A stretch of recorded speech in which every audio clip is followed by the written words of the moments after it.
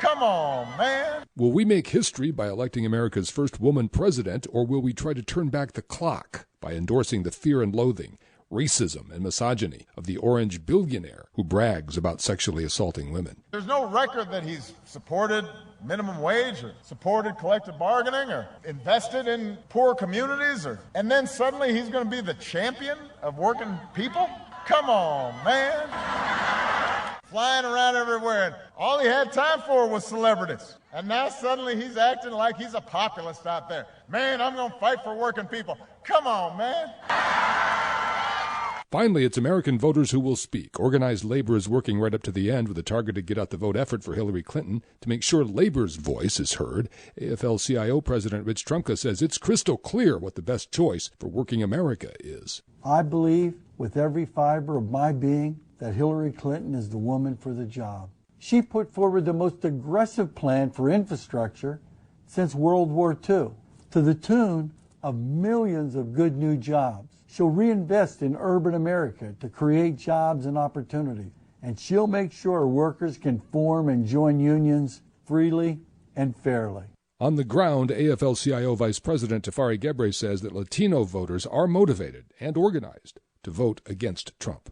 We're unleashing the most comprehensive electoral program in the history of the labor movement. Florida's Latino working people are in a unique position to make a difference in this election. Latinos in Florida make up nearly 20% of the Florida electorate. AFSCME's Laura Reyes says that workers and their unions are facing an historic challenge. Winning for working people and making America happen takes a team. It takes a team that has each other's backs. We are that team, AFSCME. We are fighters, and we are needed at this moment in our history. Workers Independent News is brought to you by the American Federation of Teachers and its 1.6 million members working to reclaim the promise of public education, health care, and public services for our students, their families, and our communities. More information online at aft.org.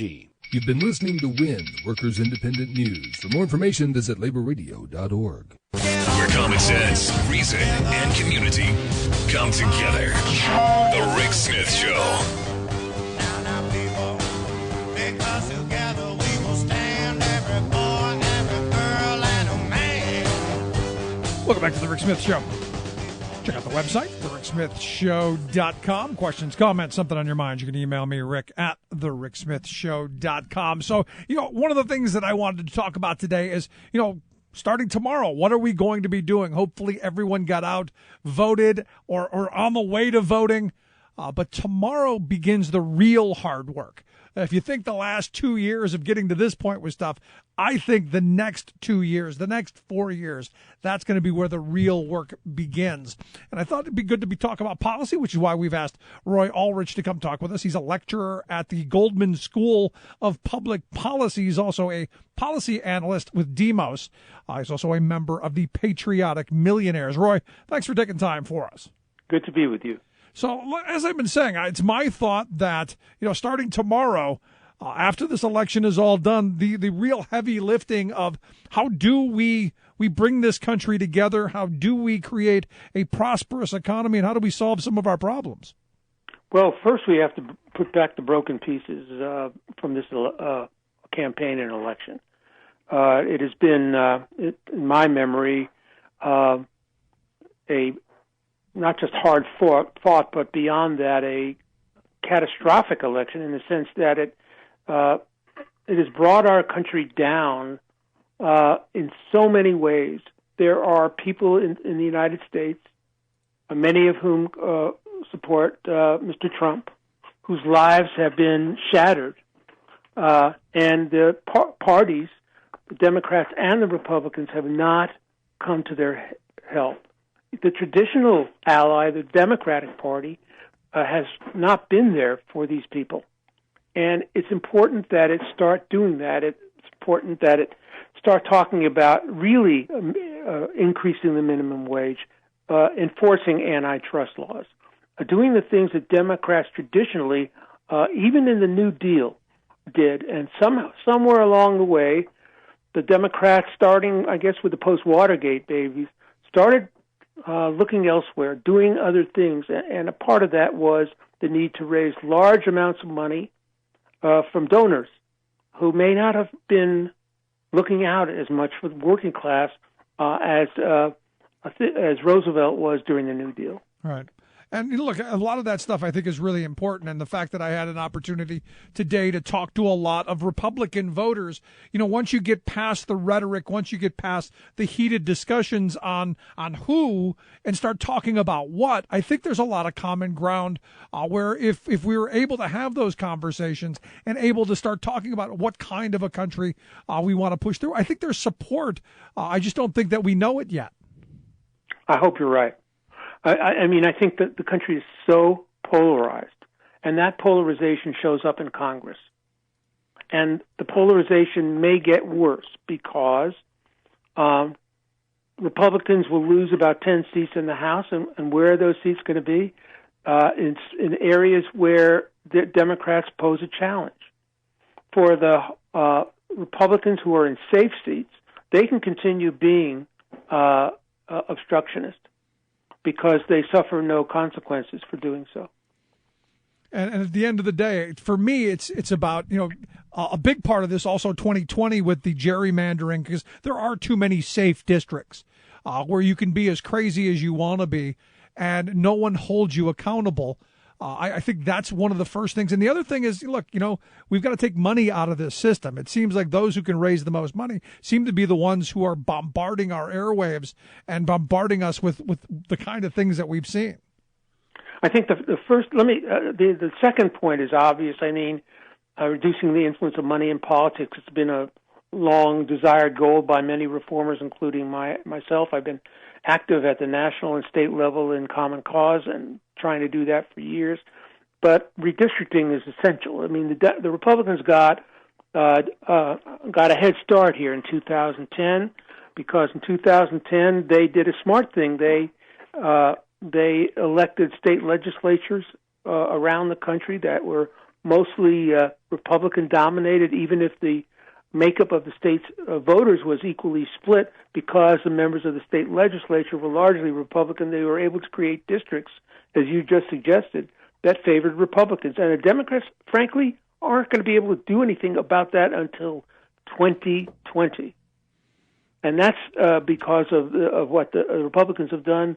I think the Democrats got over like 1.5 million more votes in Congress and ended up in the minority by a sizable amount in 2012. So something has to be done, and I think a lot of reformers would like to see the creation of more independent redistricting commissions around the country.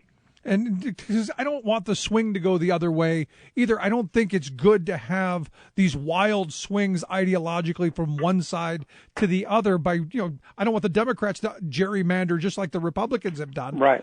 Because I totally agree with that. And that's why redistricting reform involves creating independent commissions. That, as much as possible, removes the power of the two major parties to have sway over the districts. Now office holders choose their voters, not the other way around. Voters are supposed to pick their elected officials. That's not the way it works. Yeah, I would rather pick my representative instead of having them pick me. You're absolutely right. Exactly. But here's the thing, and it's been brought up to me numerous times that this election didn't tear us apart. We've been broken for quite some time. We've been moving in this direction of two Americas for a very long time. And the question is do you think it's ever possible that we will ever come together and have, or maybe this is just an ideological or this kind of wishful thinking that the 40s, 50s, and 60s, my grandparents' generation, had some bit of unity where we believed in investing in infrastructure, we believed in investing in education, we believed that there was a better tomorrow that we were investing towards, instead of hooray for me now and the heck with everything else. You're also pointing out the periods in America where we had less inequality, less wealth inequality, less income inequality. These were very stable periods in American history, and that, of course, all changed beginning in the late 70s and early 80s. And since that time, the working people of America have not gotten a raise.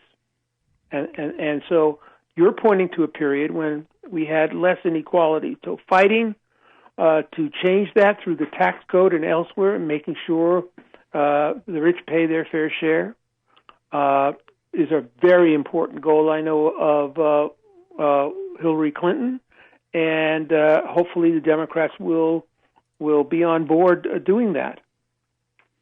But here's the thing, and this is one of those questions that I have for all of the members of the Patriotic Millionaires, because a lot of people go, "You guys won the game. You're at the top. You have what the American dream seems to be. Why do you now want to try and give some of that away?" And in fact, I just had this conversation this morning where someone who said, I don't understand how one of those patriotic millionaire folks is advocating to raise their own taxes and advocating for a lot of the things that you guys do, because it seems to be against this idea of radical self-interest. Right. That's the whole point of the patriotic millionaires, because we try not to, we realize we owe obligations to the nation and society as a whole. And it's part of paying back what gifts and generosity this country has given to us. Now, we're in the minority. Most very wealthy people don't want to pay more taxes, neither do I. But we're willing to pay more taxes if the taxes go to building the infrastructure, to building the middle class, to raising people out of poverty, to doing the kinds of things to make this country stand up and be what we remember the country to be that you just said in the 40s, 50s, and 60s. We had really high tax rates under Eisenhower, 90%. And now we're talking about, we have a tax rate, the highest tax rate is 39.6%. Right. And we have to think, well, wait a second, we can have higher taxes. These people will still be wealthy. We need to, instead of ending the estate tax, we need to think about having a progressive estate tax in a manner that Bernie Sanders had recommended, and luckily Hillary Clinton has caught on to the idea. I absolutely agree with you. In fact, when I tell people about the estate tax, because it's a masterful bit of linguistics, if you think about it, it's the death tax, and nobody wants to die, and nobody really wants to pay taxes, so it's the perfect marriage of rhetoric. But the first person to pay the estate tax was a very rich guy. In fact, back then it was 70%. So when Rockefeller passed on, 70% evidently of his wealth went away. And guess what? We still have wealthy Rockefellers today. Right. Not that I'm advocating for a 70% estate tax now, but I do think a little bit more. And it's not like I'm advocating for the 92% tax rate that we saw under Eisenhower in 53, but something a little bit more, because we're struggling. We have a massive national debt. We've got schools that are crumbling. We've got roads that are, well, I got to be honest, fearful of ending up in the drink. We've got problems. It actually, if you think about it, rather than tax people while they're alive at really high rates, the better way to tax individuals is when they're not here anymore. You don't want their children and grandchildren to end up out on the streets, for sure. No, we don't want to. They're going to continue to be wealthy, but you can tax people upon their death and still keep their children and grandchildren very well off, but tax billionaires and multimillionaires at the time of their death, and trust me, they won't feel it. They'll be in the ground. Yeah, but again, there's all of these loopholes and all of these ways. At some point, we've got to have the conversation that somehow we've got to pay for the things that we need. And I had a bunch of these interesting conversations today because I handed out some literature at one of the polling places. And, nobody wants to pay taxes. Everyone wants to, get rid of the property tax. And I kept asking, well, let's say we do that. How do you replace that? How do you get the things that we need? How do you get roads and bridges and schools and police and military and all the things that everybody seems to want? How do you get those things? What's interesting, and this has been constant also since that same 1980 period, people have lost faith in the government. They don't really want to give money to the government for anything. Yeah. And if you don't want to be part of a larger society, if you don't want to, if you don't believe government is worthwhile at any level, then the refusal to pay taxes or the unwillingness to pay taxes is obvious. Why would you? But we've lost faith in government. We don't think government can do those kinds of things. That's why we don't have a really good national health insurance system. But people do have Social Security. They do have Medicare. And you know what?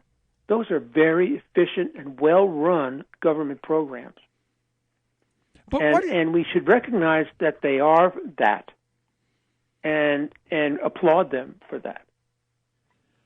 Let me ask you this, because you brought up what I think is an extremely important point, that a lot of people are turned away from government, and a lot of people don't believe government can work, or so they've convinced themselves. And I think you hammered on a couple of things. Social Security and Medicare do it very well.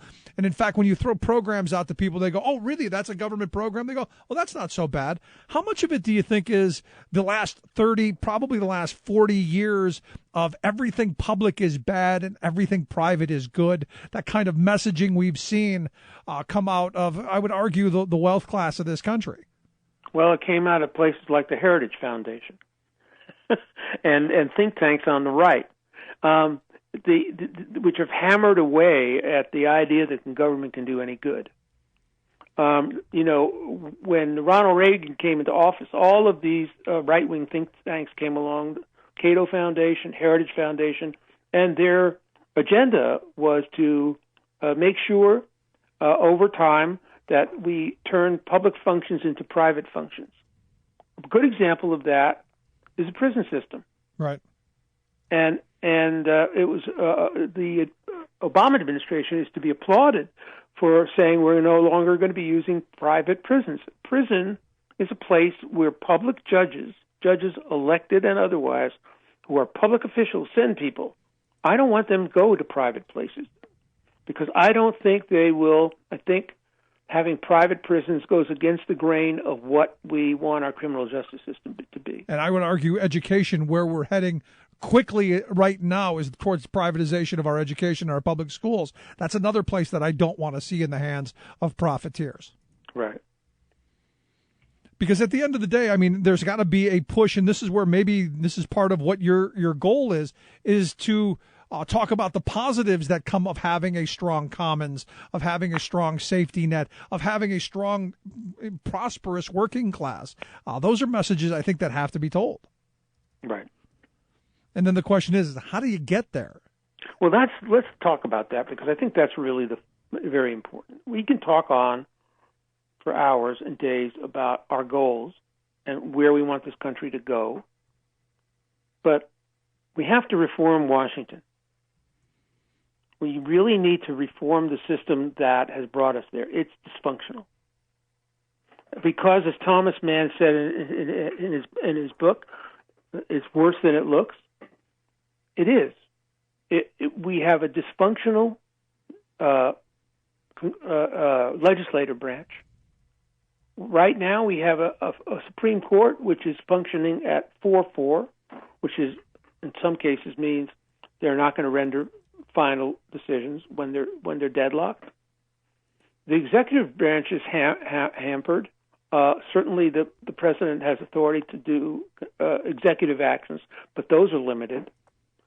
There has to be ongoing discussions and compromise between the executive and legislative branches in our government, or our experiment in constitutional democracy will end.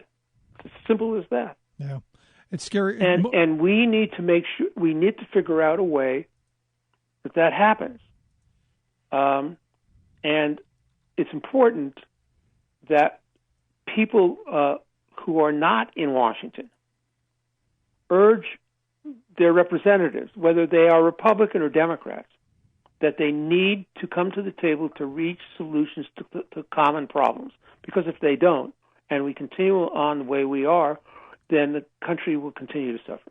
Let me ask you this. I mean, because you said that we're pulling apart, and you said that we've got to figure out how to come back together. Again, I go back to the idea that we've been broken for a very long time. I just think the advent of Trump and this campaign just magnified how divided we really are.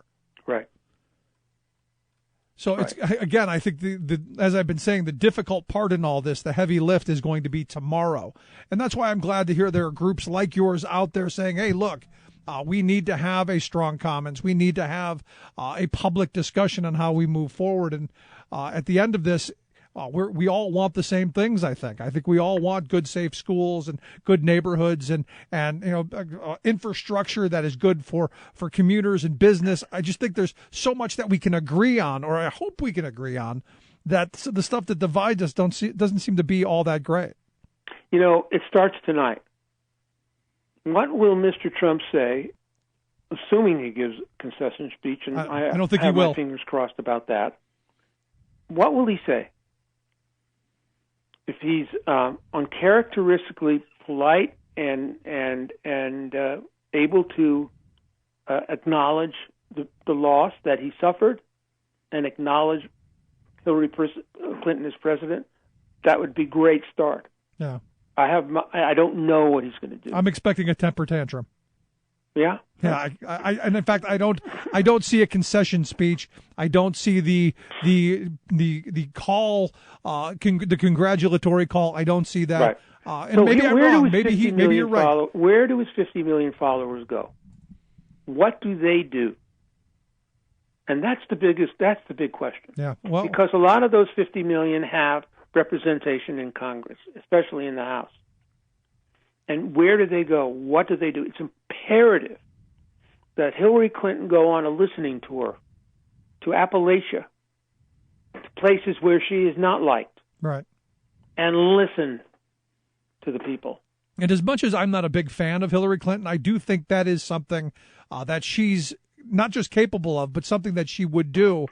Because, look, as much as I didn't like Bill Clinton and the policies that he put forth, I think she's her own person, and I think she'll be different. You have to remember, going back to Bobby Kennedy, that he reached out and went to places that he came to the farms, to the braceros in California, and went to the fields to meet with Cesar Chavez. Right. He went to Appalachia. He heard the people who were poverty stricken then and in worse condition now, and just listened. And if you listen to these people, I think that's really a good start. I'm with you. And then hopefully the anger and resentment can be quieted a little bit, and that she can become less of a hated figure amongst these people, because they've been told that she's, well, they a lot of them think she should be in jail. So how does she get through to these people? It's a tall order. But nothing's going to happen in Washington until she and her people in her cabinet and others go and reach out to Trump supporters. That's an essential first step. Let's because hope these that people happens. economically, but you can think about anything about what you want about their politics, but they have been hurt. And of course, it's not just economics; it's race, and we ought to be cognizant of that. The anti-immigrant fervor that Trump used during his campaign, it started with affirmative action. These people did not saw their jobs just going away, not just to other races here, but overseas. Right. And that has had a lasting effect. So it's no wonder they want to keep these people out of our country. No, there's no surprise for me on this. I mean, not at all. Because, look, when they lost their jobs, they didn't just lose jobs. They lost the sense of self. They lost part of their identity. And that's much worse than losing just a job. Right. So, again, the hope is that tomorrow we wake up and we get to work. Last question I do have for you. In what would be your number one, if you had to pick one thing that we could get done, what would be that one thing you'd want to see done? Infrastructure. Yeah, that's one of the right at the top of the list. That requires spending, but infrastructure. We are, our bridges, our airports. That's going to provide jobs. Yep, infrastructure is important. We need to bring home the dollars that are being held overseas by major corporations, trillions of dollars it is. Bring that money home and not give them any kind of tax holiday. Wow, that's then there's another one. Wow, and so much comes out of that. Because you need the money. The money for the infrastructure has to come from somewhere. Right. You have these trillions of dollars sitting overseas. They're now allowed to defer taxation until it's what's called repatriated, brought home. And the solution to that is not to allow them to bring that money home and tax it at 5%? When the tax rate is 35%? Yep. That's not the way to do it. No, because you're just teaching them taxed when it's earned. You're just teaching them that they can do it again, since we allowed them to get away with it the first time. Right. It's just going to continue to happen again and again and again. But those are great ideas, and from tomorrow forward, I'd love to have you come back and give us some more thoughts and talk about this as we move forward. That would be great. Great to be with you. Great talking with you, Roy. I appreciate the time.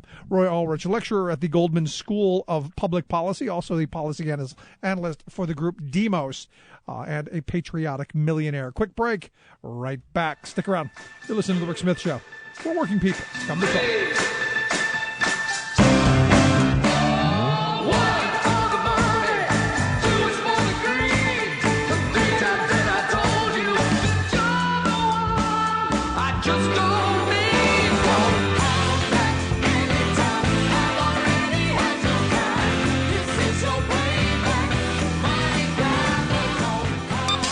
Uncovering the con in conservatism. Rick Smith. I'm Rick Smith, and this is Labor History in 2. On this day in labor history, the year was 1892. That was the day that black and white workers in New Orleans began what is considered the first integrated general strike in United States history. The strike began when the New Orleans Board of Trade refused to enter into an agreement with the Teamsters Union because it included black members. The Teamsters were part of what was known as the Triple Alliance. The other two groups in the alliance were the Scalesmen and the Packers unions. The Board of Trade had settled contracts with those two, mostly white unions. The refusal to bargain with the Teamsters set a wave of anger through the New Orleans labor movement. Labor was on the march in New Orleans in 1892. That May, streetcar workers had won union recognition after a successful strike. The American Federation of Labor had spent the year organizing throughout the city. One emphasis of the organizing drive was interracial labor cooperation. Workers were ready to let their voices be heard. The general strike was called and grew to include between 20 and 25,000 workers. Trade unions, musicians, and shoe clerks joined the strike. Even some of the unions that had already won contracts, including the streetcar workers, walked off the job in solidarity. The central demand was union recognition. The mayor of New Orleans refused to deploy his police force to stop the strikers, but the governor threatened armed intervention. Faced with that threat, the strike ended on November 11th. The workers gained some wage increases, but did not win union recognition. And in retribution for their solidarity, the streetcar workers lost the contract they had won earlier that year. Labor History in 2 brought to you by the Illinois Labor History Society and The Rick Smith Show. For more information, go to laborhistoryin2.com. Tales of American Political History with Clinton Porter Hackney. We've been discussing the history of daylight saving time and whether the virtues of its implementation are worthwhile. First, let's get one thing straight. It's daylight saving time, not daylight savings time. The bulk of the populace puts the S on it, but there's not supposed to be one. Why? I don't have a clue, and I suppose I don't care either. More importantly, before we continue with this debate, I feel obligated to reveal that I have a bias. I'm a supporter of using daylight saving time because I'm a golfer and I live in the South, so for several months of the year it allows me to work until 3, tee off at 4, and finish by dark. So now that I've staked out my position, let's take a look at whether this is good public policy or not. Join us again next time for more news about daylight saving time. This is Clinton Porter Hackney at cphackney.com. Chances are, when you took a shower this morning, an AFSCME member made sure that water was clean. When you drove to work, an AFSCME member maintained the road. When you rode an elevator, an AFSCME member inspected it. I'm David Philman, Executive Director of AFSCME Council 13, the American Federation of State, County, and Municipal Employees. AFSCME members enforce regulations, keep prisoners behind bars, take care of patients, protect the environment, and more. The work isn't glamorous, the salaries aren't high, but AFSCME members serve the public in every aspect of our daily lives. Chances are, you'll never see that AFSCME member working in a sewage plant, diving underwater to repair a bridge, or answering a 911 call. But aren't you glad they do? For more information, visit AFSCME13.org. We are AFSCME. We make Pennsylvania happy!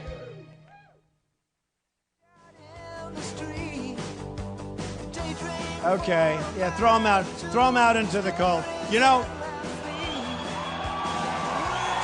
don't give them their coat. No coats. No coats. Confiscate their coat. You know, you can't win. By the way, just to finish, I had one word left, Iraq. I'm out in the cold, body and soul. There's nowhere It's going to be an interesting tomorrow. And the good thing, and to be honest, right from the start, I'll be happy when this is behind us, when I no longer have to apologize to my kids for watching a debate or no longer have to explain what proper touching is to my 8-year-old or what locker room talk is to my daughters. I'm looking forward to that. Now, problem is if Trump gets elected, 4 years of having to deal with that.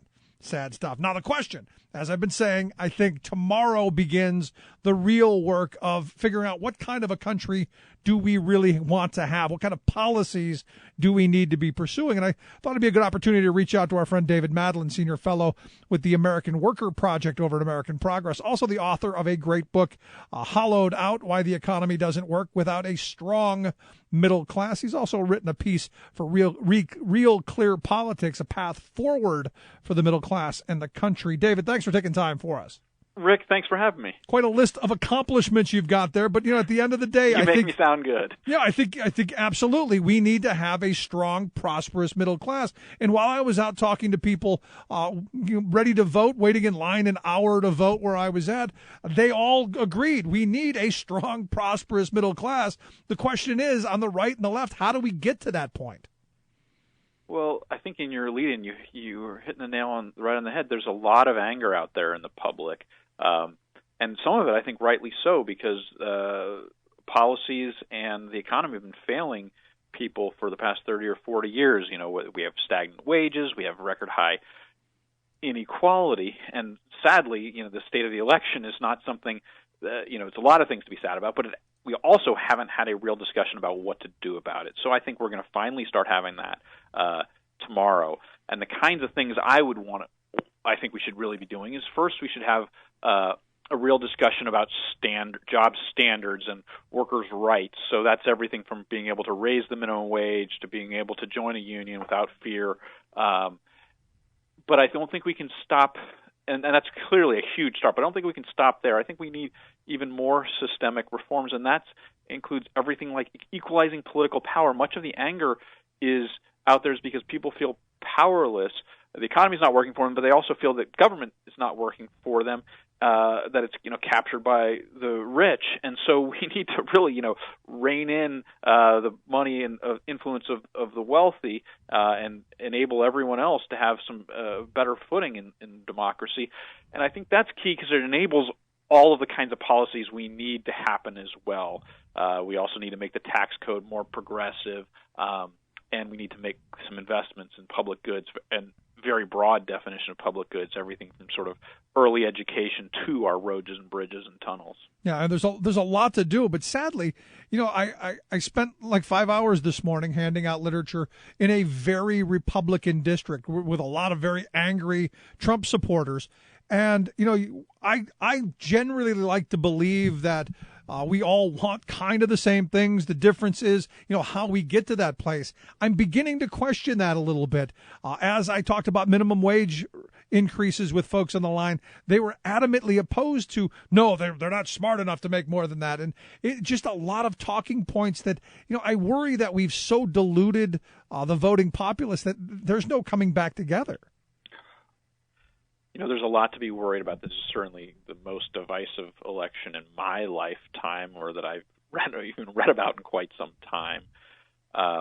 And there are underlying real separations in the public. And the biggest concern for me is this decline in trust between people. It makes, people hard to just think that other people are acting in a fair way or doing something that you are willing to sort of tolerate. And so because of that, we've got a lot of moving forward that we need to do together. But I think actually fixing some of the political problems I talked about, and especially fixing the economic problems, can start to move people together. Much of the underlying lack of trust in society is actually driven by our record high inequality. Absolutely. Because people are living different lives and feel different opportunities, and they just don't feel they're in the same boat together anymore.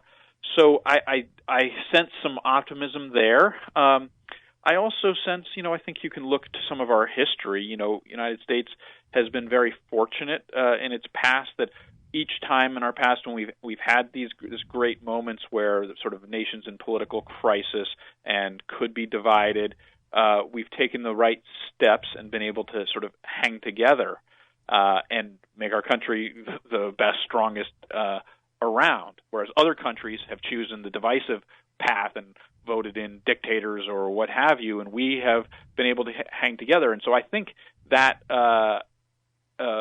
history, I hope, bodes well both tonight and in the future. Now, I'm crossing my fingers because, at the end of the year, I'm listening to you. I'm going, well, there's a possibility a dictator-type person could be elected once we figure out what the numbers are. And that's kind of scary, especially, given the fact that the Republicans are going to continue to hold the House. And I think if Trump were to win, they take the Senate, which then, in my view, a whole lot of scary things could happen. Yeah, the policy, the biggest fear to me is the threat to democracy that you're sort of talking about, that we basically get away from these sort of democratic norms and that our country becomes like everyone else who has a period where there's a dictator in power or something close to it. And so, you can recover from sort of bad policy choices, not raising the minimum wage for a little while. Those are eminently fixable. But the democratic, where you break from democratic tradition, that's much, much harder to fix. But on the interesting note on the policy things, I will say the best thing about Donald Trump is he has shown that the base of Republicans do not support trickle-down economics, which is what the Republican Party has been based on for 30 or 40 years, has been this idea you cut taxes for the wealthy, you cut regulations on business, you have free trade, and that'll benefit everyone. Well, it hasn't worked, and the Republican base is rightly upset about it, and they, I think, are going to make it much harder for the Republicans to continue to pursue trickle-down policy. Now, there's a lot of nuance here because actually a lot of Trump's policies were the same old trickle-down. I was going to say. His tax cuts, in fact, that he proposed were bigger than the George W. Bush tax cuts for the wealthy. So there's an inconsistency, but I do think that it will be harder for just business as usual to continue. No, as I've been saying, look, even a blind squirrel finds a nut occasionally, and the Trump nut is these free trade policies have been a failure. The neoliberal trade agenda, finally people are waking up to and going, not so much. And I think, what bothers me is while I'm talking to the people today in line with their Trump regalia on, I began asking them, did you look at where your shirt was made? Do you know where the hat's made? And 99 out of 100 of the pieces of apparel that I asked people about, they were made in Honduras, the Dominican Republic, Haiti, you name it, China, but not here. And, the rhetoric doesn't match the actions. And again, it's one of those things I wanted to point out to people as we were having this conversation in line. Well, we've been talking about, this election was a lot about anger, not actually about policy or substance. Right. And so, there's lots to point out about the divide, the sort of inconsistencies between what the policies, what the candidate actually supports and what he's been doing, whether his own practices or even, I guess, in the supporters' practices. But if you want to be on the optimistic side, again, I think it's that there has been a change in the debate about certain topics that were kind of off limits. You used to be seen as backwards if you question some of this economic orthodoxy. And now it's more and more, okay, this is reality, and we need to think about policy differently. Now, and I hope that's where we can have these conversations. Because I look at your piece and I'm going, the hope is that tomorrow we put behind us all of this reality shenanigans. We put behind us the talking points, and we move forward and go, okay, where should the discussion take us? And I like the idea of investing in the commons, in the public goods, education and roads and bridges and all of that stuff. I like the idea of a more progressive tax code. I like the idea of some equality in political power. I'm just looking at it going, how do we get there in what is a really divided country?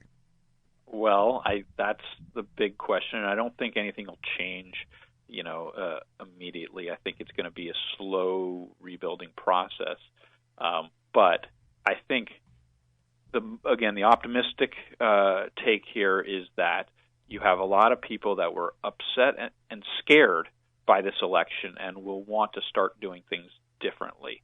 And so if we can return a little bit of normalcy to sort of how Congress operates, how state legislators operate, how the presidency operates, that there is a chance to start talking about those real issues. Because I think, the issues I lay out, I call myself progressive, I support them, but I think the American public is largely in agreement with a vast majority of the agenda I've laid out. It's eminently reasonable. We think power should be, that's the basis of our democracy, is that people should have some power. We also think the wages have been stagnant for too long, and we should do some things to raise them. We also think that everyone should have a high-quality education, and we should do something about that. So I think there is potential, but I wouldn't count on it happening immediately. But I think we can get there. I just fearful how long of a run that's going to be. Yeah. Well, the hope is that tomorrow we begin that long slog towards this, and we begin hopefully to heal a little bit as a country. And look, for me, if we can get an infrastructure package pushed through, it's going to create millions of jobs. That's a good start towards calming down the anger, in my view. Yeah, and it's been surprising how much that infrastructure bill is being talked about here in Washington, where I am, as really possible. Whereas most everything that we talk about with requiring Congress, it's sort of seen as they'll never do it. Whereas an infrastructure bill is seen as possible. It definitely will take a lot of work, and it'll be a big accomplishment if it happens. But and it's shocking that it even needs to be such a big accomplishment to do something that kind of everyone recognizes needs to be done. Yep. But it's a potential start for something different here. So that's good. And what's frustrating to me is, I have friends who were congressmen, some of them back in the 90s, some of them earlier, and they say, infrastructure was always a yawn vote. You went in and go, yeah, of course we want that. We want to bring building projects, and everybody got a building project for their district so they could go and do a ribbon cutting. But it was good for everybody that we were improving infrastructure. It was good for citizens. It was good for businesses because they got their products to market and moved around. It was just good for everybody. And there was that, I don't know when there was that disconnect. And neither can my congressional friends. It just well, began. I think much of what happened is somehow became this idea that all government is bad, became sort of dominant, and that all spending is bad, and that's clearly not the case. Look, not everything government does is good, and not all spending is good. But if you have the idea that all spending is bad, you really create a toxic environment. Instead, the debate should be about sort of appropriate kinds of spending. And actually, most everyone agrees that in the public, not necessarily in Congress, that spending on roads and bridges and education and the like is actually what we want out of government. Yeah, well, tomorrow begins the conversation. David, I appreciate you taking a little time for us, sharing your thoughts, and I'll be interested to talk to you again in the near future. Yes, Rick, thanks very much for having me. I appreciate it. Always great having you here.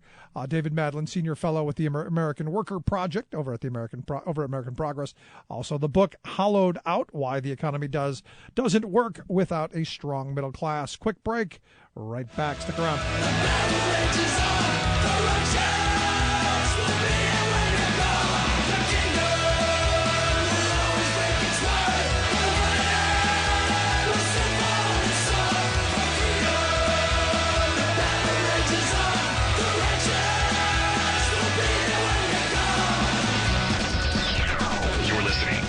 Rick Smith Show. This is Solidarity News on Radio Labour. This is a Radio Labor special report recorded on Tuesday, November 8th, 2016. I'm Mark Boulanger. Today is Election Day in the United States. Americans are voting for legislators at the local, state, and national levels, including somebody to replace Barack Obama as president. Labor in the U.S. is supporting the nominee of the Democratic Party, Hillary Clinton. She is running against the nominee of the right-wing Republican Party, real estate developer Donald Trump. One of the reasons Labor in the United States is supporting Ms. Clinton is her opposition to the Trans-Pacific Partnership, the TPP, which is a huge trade deal of 12 countries, which was negotiated in secret to meet the needs of corporations. Richard Trumka is the president of the largest federation in the United States, the AFL-CIO. Case for Hillary Clinton stands on its own. See, the presidency is a very big deal. It requires experience, global knowledge, a sense of history, real awareness of our nation's constantly shifting social order. And Hillary Clinton embodies every quality I just described.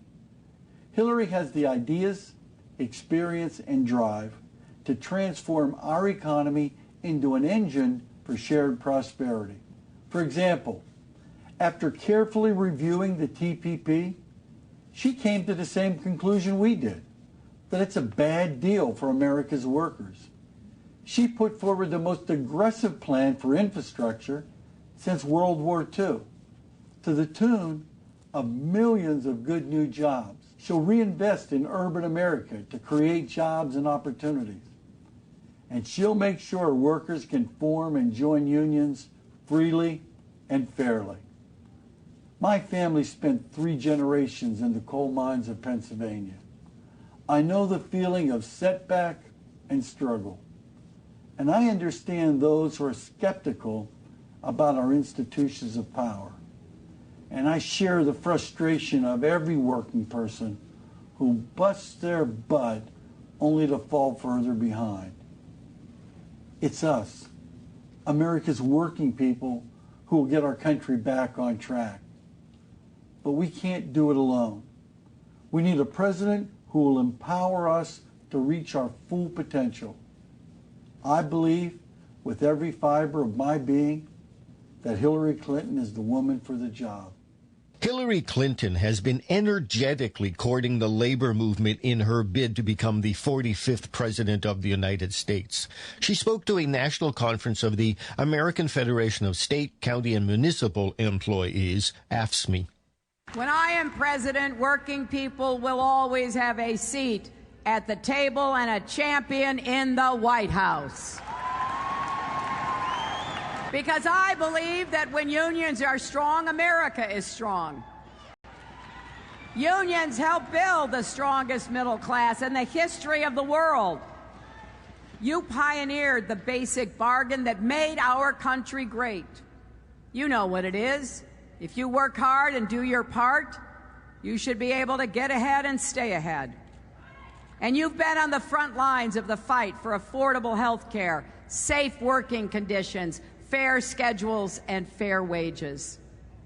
And I know you're not just fighting for your members. As important as that is, you're fighting for all working families. That's why it is so important that unions like AFSCME stay strong and stay on the front lines of the fight for economic justice and opportunity. Let's make sure Wall Street corporations and the super rich finally pay their fair share of taxes. And finally, let's put families first and make sure our policies match how you actually work and live in the 21st century. That means expanding Social Security, not cutting it. It means supporting working parents and finally guaranteeing equal pay for women.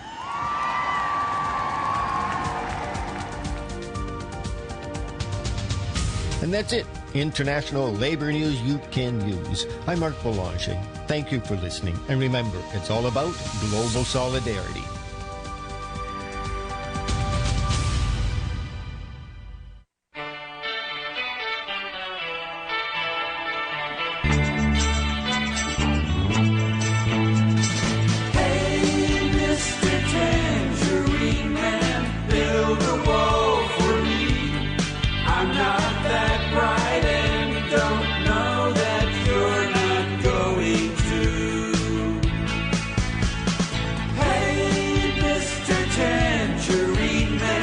Muslims away from me. With my jingoistic worldview, I'll come following you. Welcome back to The Rick Smith Show. Check out the website, thericksmithshow.com. So this morning I spent, 5.5 hours or so handing out literature for a friend of mine who is running for a state house seat. And, my buddy is a great guy. He's one of these people that, probably the hardest working person that I've ever met. This is the kind of guy who you want as a state representative. He's someone who's going to listen. He's someone who's going to weigh everyone's opinions and make a fair and reasonable choice. But to be honest, he doesn't stand a snowball's chance in the district that he's running in.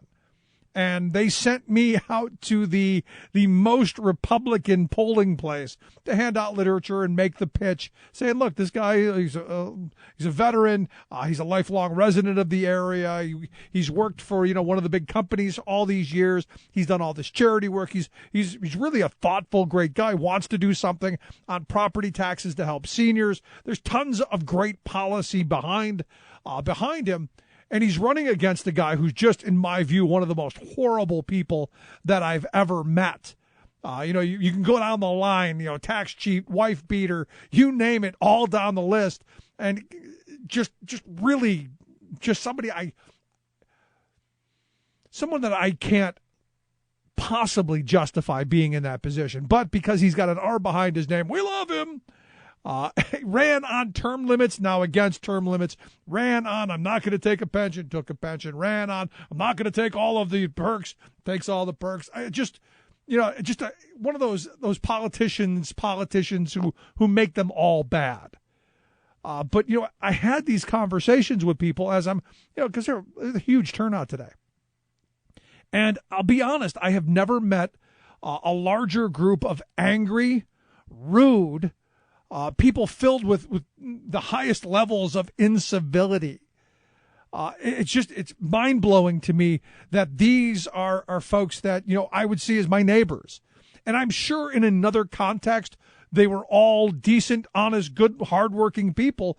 But man, in this environment, when they were all joined together, wow.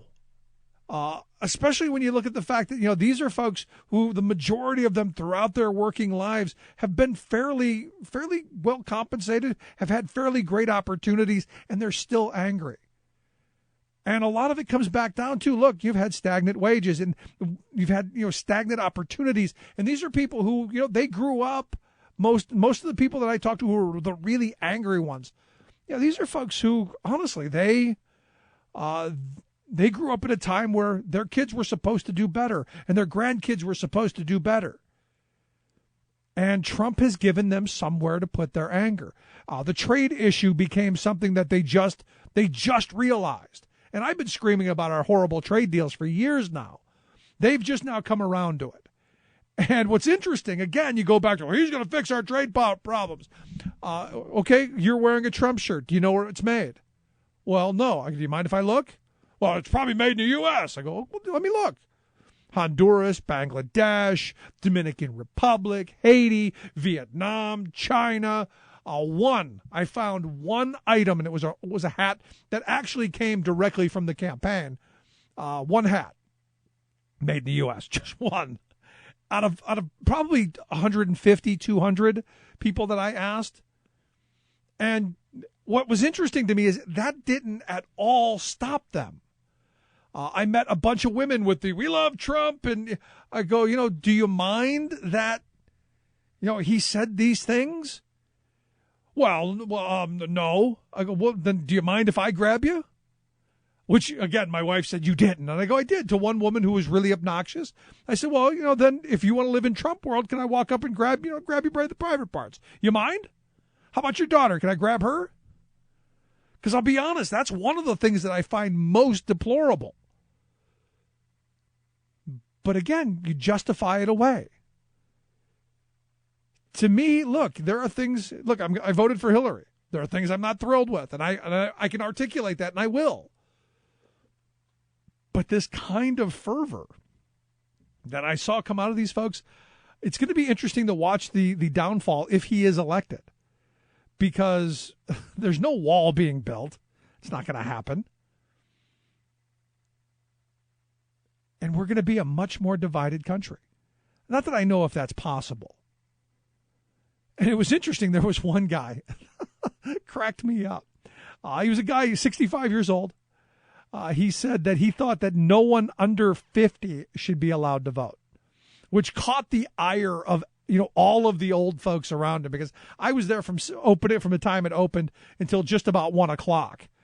And it was, most of the people who were going to vote later, they get off work and they'll come to vote. Most of the people in that portion of the day in the mid-morning are retirees, or folks who, they don't have jobs to have to worry about. And boy, they wanted to hang him right there. The one woman, the one woman actually did push him. And it was one of those, whoa, we're just having a conversation. That's the kind of stuff that concerns me, is that we get all worked up and ready to go to blows. And I'm going, this is an old lady. I'm going, really? I go, you're going to hit the guy? All because he has an opinion on something? Now, look, I stand there and disgusted with him. And at the end of it, he's like, well, you've got a lot of good points. Because I go, well, if you're over 50, anyone under goes, well, we don't care about them. Cut them off. No Social Security, no Medicare, none of that stuff. Let them, back to cat food. He goes, no, that won't happen because people know they're going to be over. No, we don't think like that. We evidently don't think that way. And I talked to a bunch of people about abortion. That seemed to be a hot topic. Again, clouding your vision of everything else. It's just... When do we get to that point where we say we're all Americans, we have some common ideas, and maybe we should be talking about how we move on what brings us together instead of continually to focus on what divides us? And look, I was not confrontational at all because I'm there for my buddy. I was simply facilitating conversations, of which I would go, oh, that's interesting. Please vote for my buddy. Again, not playing my role here, but going, wow, this is insanity. And really, again, not like we needed to know and not like we didn't know. There are a lot of angry folks out there. And this is where I go back to the right wing has done a masterful job of feeding the masses with the red meat. Because, some of the stuff coming out of people's mouths, just incredible. And just mind-blowing of where did you get that? And, a couple of times I'm looking stuff up going, really? And then you go, oh, yeah, that was one of those right-wing websites who doctored a video and pulled this and this together just to make a point. And it comes back to, how distrusted are we in our media? And how badly have they really given us the short change? Just an amazing day. And I got to tell you, tomorrow starts a whole new world for me. I got to take a quick break. Right back. Stick around. You listen to the Rick Smith Show. Or was it a shell game from the master of the cloak and dagger? You're listening to The Rick Smith Show. You're listening to The Rick Smith Show. For more information, go to thericksmithshow.com. If you've missed any portion of the program, you can download the podcast at thericksmithshow.com. You're listening to WIN, Workers Independent News, a production of Diversified Media Enterprises. I'm Doug Cunningham. Here's your choice, America. You can vote for this. When I am president, working people will always have a seat at the table and a champion in the White House. Or you can vote for this. I moved on her like a bitch. Couldn't get there, and she was married. I'm automatically attracted to beautiful. I just start kissing them. I don't even wait. And when you're a star, they let you do it. You can do anything. Whatever you want. Grab them by the Come on, man. Will we make history by electing America's first woman president, or will we try to turn back the clock by endorsing the fear and loathing, racism and misogyny of the orange billionaire who brags about sexually assaulting women? There's no record that he's supported minimum wage or supported collective bargaining or invested in poor communities, and then suddenly he's going to be the champion of working people? Come on, man. flying around everywhere, and all he had time for was celebrities. And now suddenly he's acting like he's a populist out there. Man, I'm going to fight for working people. Come on, man. Finally, it's American voters who will speak. Organized labor is working right up to the end with a targeted Get Out the Vote effort for Hillary Clinton to make sure labor's voice is heard. AFL-CIO President Rich Trumka says it's crystal clear what the best choice for working America is. I believe with every fiber of my being that Hillary Clinton is the woman for the job. She put forward the most aggressive plan for infrastructure since World War II, to the tune of millions of good new jobs. She'll reinvest in urban America to create jobs and opportunity, and she'll make sure workers can form and join unions freely and fairly. On the ground, AFL-CIO Vice President Tafari Gebre says that Latino voters are motivated and organized to vote against Trump.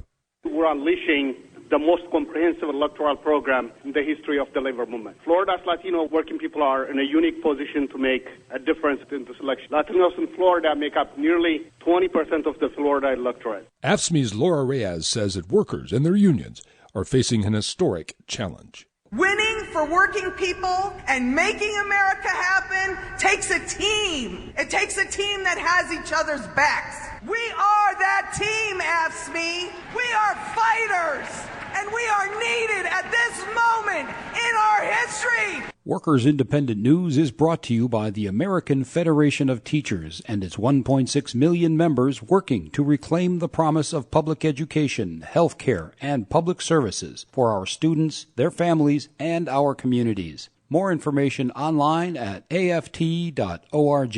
You've been listening to WIN, Workers Independent News. For more information, visit laborradio.org. Hillary wants to essentially abolish the Second Amendment. By the way, and if she gets to pick her judges, nothing you can do, folks. Although the Second Amendment people, maybe there is, I don't know. But happiness is a warm gun. Happiness is a warm gun. Yes, it is. When I hold you in my arms, when I feel my finger on your trigger. I met a bunch of those folks today. And, again, it's another one of those things where there can be no nuance. There can be no discussion. Because as I was talking to people, there were folks going, well, where's your buddy on the NRA and Second Amendment? I go, well, he's in favor of the Second Amendment, as I think a lot of us are. I did not go into the fact that, like me, he agrees that we need to have some common sense ideas, like, background checks, that we don't want, people with mental illness problems going in and in 7 minutes buying an AR-15. Maybe just kind of a thought. Maybe we should know who's buying, 10,000 rounds of ammunition. Maybe just a thought. And I know, but it's my right. Yeah. But you go back to, as my grandfather always said, you have the right to do whatever it is that you want to do until your right infringes on my right. And as soon as that happens, we have a problem. And that's why the Supreme Court is so important. So that came up a bunch of times. I got to be honest, I had a number of these moments where and I guess my problem is I spend, this is what I do. So I think that everyone has the level of interest, the level of understanding, at least that I do. Because, look, I don't think I'm all that bright. I don't think that I'm the smartest guy in the world. I don't have that kind of ego. But when I hear people say really dumb things, I go, did you really just say that? For instance, my buddy is running for a state representative position here where I live in Pennsylvania. He's running for one of the positions in the state house. Now, I don't even know if you could make the argument that, well, he just maybe misunderstood you. I don't know. But he actually asked me how he would vote for someone being nominated to the Supreme Court. And I got to be honest. I said, well, he's running for a state house position. He goes, I know. That's why I asked you. And I go, but that's federal. He's running for a state house seat. Here, where I live in Pennsylvania, they don't appoint judges. They're picked by the voters. And, so it doesn't even apply there. And he said, well, these politicians have the right to vote on Supreme Court. I go, not on the federal level. And I eventually had to give him and the three people around him, kind of a lesson on how it works. The president nominates someone, puts them forward, and there's a vetting process that hasn't happened. And maybe, the fact that our Senate, who haven't done their job, maybe this was a good learning experience for the electorate as a whole by going, the president nominated this person. We're going to have a vigorous vetting process, and we're going to hold hearings, and we're going to grill him, and we're going to, examine every portion of his life, and then we're going to reject him. Because that's what the Republicans have been dying to do since the 80s when the Democrats went after Bork. So I thought at least that would happen. The sad reality, and this is what I truly believe about the Supreme Court, what's going on right now with Merrick Garland. I think Merrick Garland is such a squeaky clean guy and would be such a good jurist in the truest sense. Me, as someone who would like to see another Sotomayor, another Ruth Bader Ginsburg, not thrilled with Garland. But as someone who goes, maybe we need a Supreme Court that's fairly neutral, that isn't ideological one way or the other. It's going to call, as John Roberts said, the balls and strikes. We're not going to have these wide swings in ideological thought, decided law being decided law, that maybe, we just kind of stop for a bit. And maybe the conservatives stop trying to use the Supreme Court as a bludgeon to overturn the things that they don't like and that they can't get politically. Just a thought. But, for me, as someone who, wants the court to be somewhat, skeptical of wide swings, Garland's probably that guy. I do have some problems with him, but at the end of the day, I think he would be a good Supreme Court justice. He's just not going to get that hearing, at least not to this point. Who knows what happens tomorrow? Who knows what happens? Let's say Hillary wins and the Republicans go, oh, all of a sudden we love Merrick Garland because we know we're not getting anything better. I do see him floating through here in the lame duck because the Democrats aren't going to hold it up because it's Obama's nominee. And I just don't see that happening. I would, there's part of me that goes, I'd like to see someone a little more ideological, but I do want the court to be not a bludgeon. And for me, that idea of having these wide swings is kind of scary. But I'm having this conversation with this guy, explaining to him that a state rep that's not his job, all the while him telling me he knows everything he needs to know. And I'm going, I'm thinking of Ronald Reagan, who, often said, there's those liberals, there's so much that they know that isn't so. And I'm going right here, that personified. And again, you go back to this world of the loudest, the most uninformed or over misinformed. They seem to be the ones in this and in a lot of political arenas, the ones who really dictate what happens. Because I listened to this guy who was just dressed from head to toe with all of the Trump regalia. And again, there were some good capitalists who made a nice, pretty penny off of him. Because I'm sure some of the fancy stuff he was wearing was not cheap. Or as they say, a sucker born every minute. And there he was. But didn't have a clue on who he was voting for or what their issues were.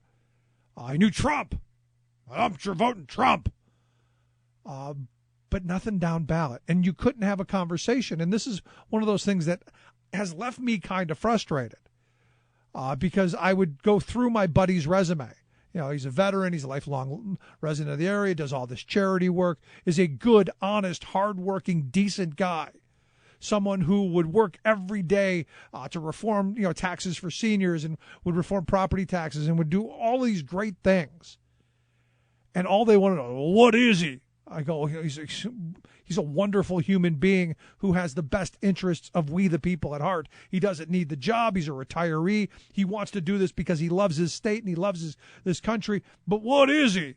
And I said, well, he's a registered Democrat. But at the end of the day, for him, it's not about labels. Well, I can't vote for anyone who says they're a Democrat. And I go, wow. And so I had one guy throw it back at me. He goes, would you vote for a Republican? I go, yes. I could see myself voting for a Republican if they met a couple of things. If they weren't in the trickle-down economics world, if they didn't believe that tax cuts created jobs, because we know that's a fallacy, and if they didn't pursue the anti-worker stuff that the current Republican Party stands for, yes, I could. Most certainly. Well, what if he threw out all these what ifs, and I'm going, well, we haven't found that person. There are Republicans that I find palatable. There just aren't many today. Because what's happened is, as a country, we've really grown apart. And it's because we can't have these conversations. I can't tell you how many times I was talking to somebody and they would get louder and louder and louder and their face would turn red. They get all angry and they get that mean face on. And I'm going, we're just having a conversation. Don't you do this? Don't you do this ever? You sit around the bar and talk to people I agree with. I go, that's a problem. Because I love talking to people I don't agree with. I mean, that's really the interesting part in all of this. Anyway, I'm going to take a quick break. Right back after this. Stick around. You listen to The Rick Smith Show. We're working people. Come to talk.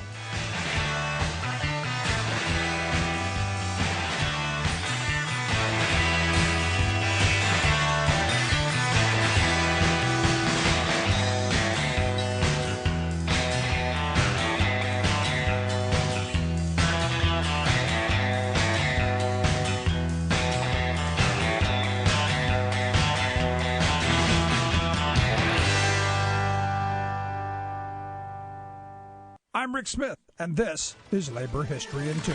On this day in labor history, the year was 1897. That was the day that Dorothy Day, a leader of the Catholic worker movement, was born in Brooklyn, New York. As a young girl, her family moved to San Francisco. Her father lost his job as a sports writer due to the devastating earthquake of 1906, and the family relocated again to Chicago. In 1932, she met Peter Morin, and together they founded the Catholic Worker Movement, a faith-based social justice effort. The Catholic workers opened what they called houses of hospitality to serve those in need. Dorothy helped to co-found The Catholic Worker, a monthly newspaper that became a voice for poor and working people. While writing for the paper, Dorothy traveled and visited with some of the most exploited workers in the country. She talked with migrant agricultural workers in California and was arrested for supporting the United Farm Workers in 1973. In 1940, she visited the Hooverville encampment in Seattle, Washington. Dorothy's reporting vividly demonstrated how her faith informed her activism. She wrote, quote, "The rain poured down. Underneath was mud, ankle deep, and the long lane that cut between the rows of shacks reflected the gray clouds in its pools. But Christ is there. I thought sadly, there in the mud, in the shacks with his poor, with them he is trying to find a place to lay his head. With them he hungers, and with them he suffers fatigue of body and soul. Behold, O God, our Redeemer, and look upon the face of thy Christ. There in the dumps, among the creatures who still are men. Have pity on them and on us, who permit such things to be." Like what you hear? Check out more at laborhistoryin2.com. Tales of American Political History with Clinton Porter Hackney. We've been discussing the history of daylight saving time and whether the virtues of its implementation are worthwhile. First, let's get one thing straight. It's daylight saving time, not daylight savings time. The bulk of the populace puts the S on it, but there's not supposed to be one. Why? I don't have a clue, and I suppose I don't care either. More importantly, before we continue with this debate, I feel obligated to reveal that I have a bias. I'm a supporter of using daylight saving time because I'm a golfer and I live in the South, so for several months of the year it allows me to work until 3, tee off at 4, and finish by dark. So now that I've staked out my position, let's take a look at whether this is good public policy or not. Join us again next time for more news about daylight saving time. This is Clinton Porter Hackney at cphackney.com. Chances are, when you took a shower this morning, an AFSCME member made sure that water was clean. When you drove to work, an AFSCME member maintained the road. When you rode an elevator, an AFSCME member inspected it. I'm David Philman, Executive Director of AFSCME Council 13, the American Federation of State, County, and Municipal Employees. AFSCME members enforce regulations, keep prisoners behind bars, take care of patients, protect the environment, and more. The work isn't glamorous, the salaries aren't high, but AFSCME members serve the public in every aspect of our daily lives.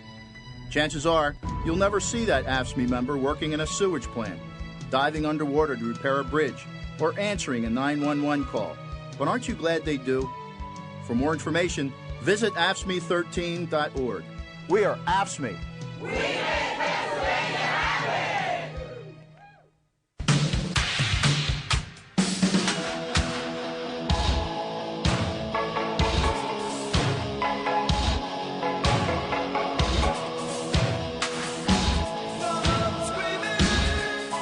Yes, it is all about the children, even after they're born. Rick Smith.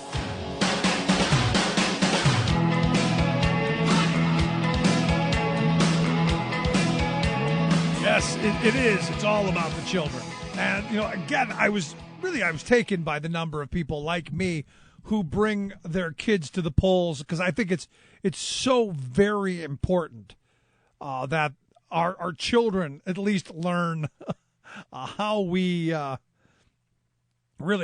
do this and how we make sure that the democracy and the idea of self-governance somehow gets passed on from generation to generation.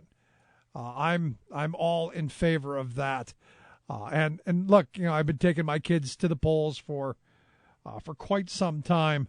And I'm glad to see that others do it as well, because I think it's something that's really very important, and something that is good. I think it's something that's good for us. And maybe while standing there, and it's interesting. I didn't have any arguments with people who brought their children to the polls with them. None of that. Didn't have any problems with them. They seemed to be people who like me wanted to make sure that. That they participated, that their kids get a positive experience, and that we start looking at how to make their kids' lives better. And it was interesting. I mean, it was a great. As much as I complain about having seen a lot of craziness and a lot of insanity, I do think that. Overall, this is still a great system, and it is something that I want to make sure that we absolutely maintain. And while we have these conversations, to me, the fear of losing that self-governance is very real. The fear of an authoritarian type personality taking over the White House is something that I'm concerned with. Because what was interesting to me, and again, I went back and had these conversations with these people in line and I want to make sure that I hit on this, because I think it's really important. These are not bad people. These are family people. These are folks who, they're hardworking people. They're patriotic Americans. In fact, in my view, maybe a little too patriotic, because I often question, the people who are always waving the flag. The fact that you would put someone like Trump into that, I gotta wonder. But these are people who love their country, they love their families, they love their communities, and there's nothing wrong with that. The problem is, these are folks who don't recognize that people like me love my country, love my community, love my family, and them as well. And until we can say that we care about each other, and this is the scary part, until we can say that we're in this together, that we can care about each other. We can help each other. I can't tell you how many times people quoted Bible stuff to me, which was kind of interesting. I got a lot of, biblical quotes. And, it got me thinking. In fact, and I had to actually correct the guy. I love that when people quote Bible quotes and then they don't quite get them right. Which is, I'm not ripping on anyone. But it was one of those things that makes you go, okay, a little wrong, but the idea is there. He said that, the guy quoted me, goes, the many who will be last and the last will be first. Which, again, there's a bunch of those kind of references that the person who's last in the line will at some point be first because we believe in, some level of equality in religion and not everyone will be left behind and all of that. And I'm generally okay with it. He said, it's Paul. I go, I think it's Matthew, Mark, and Luke, to be honest. I don't know that Paul said it, but I know Matthew, Mark, and Luke all said something like it. But I said, when I heard him say it, I go, are you quoting Karl Marx? And you should have seen this guy's head. He was about to explode. It's not Marx. I go, I know, it's the Bible. I get it. And he goes, it's Paul. I go, I don't think so. I want to check that. It's interesting that the folks who professed their faith and their religiosity with the most seem to be the angriest. And it was always my view that, religion is one of those things that's supposed to give us hope and purpose and be charitable. And again, I'm not questioning these folks so much as I am wondering the ideological positioning. And I got into the argument again, and this is another one of those moments where you go, again, so much that that isn't so. Where, it's all those welfare people in the cities. And I go, well, to be honest, rural areas have, as many poor people as anywhere. And those folks are on public assistance as well. So I'm not going to start beating up on poor people. That's not true. It's all those welfare people in the cities. And I'm going, the reality is there are poor people everywhere. I see a lot of people are homeless in my neighborhood. And we live in a very rural area. In fact, I know some of the people who run the homeless shelter here, and the problem is just as bad as it is anywhere. The difference is we do have some really good programs because there are good charitable people, both Democrats and Republicans. And again, I go back to this, until we can realize, and this is where my mindset is from tomorrow forward, how do we reach across the aisle politically? How do we say there's common ground? And not with politicians, with each other. Politicians are just the manifestation of how dysfunctional and how divided we've become. They're just the instruments for our self-rule. They're the instruments for our self-governance. They're the tools to get this thing done. And I've always said that, and I've always believed that. So what we see in Washington, what we see in Harrisburg, what we see in capitals all across this country is a reflection of us. And I look at where I stood for 5.5 hours today, and the dysfunction is us. The fact that we could not have any substantive conversation beyond attacking each other scares me. And I'll give you an example of one of the things that I'm talking about. So the guy goes to me, goes, I can't vote for that president. Who are you talking about? He goes, that Obama. I go, well, you're not voting for Obama. Obama can't run again. Thanks to FDR, who won 4 elections. No more. We can only have 2. He goes, well, it's that Obama. Obama told those illegals that they could vote and it would make them a citizen. And I'm going, really? Where'd you see that at?